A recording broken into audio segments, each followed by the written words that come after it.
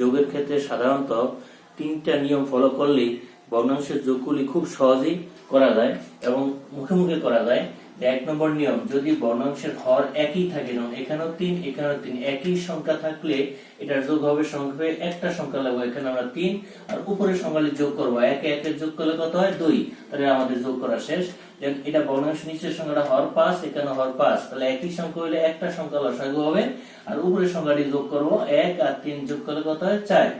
এবার যদি ভগ্নাংশের হরগুলি যদি ভিন্ন ভিন্ন সংখ্যা হয়, যেমন এখানে 2 এখানে 3, কিন্তু একটা সংখ্যার আরেকটা সংখ্যা দ্বারা ভাগ যায় না, তাহলে লসাগু হবে এটা গুণ দিব, 3 দুগুণে 6 আর এই 2 দিয়ে যোগ দিব 5।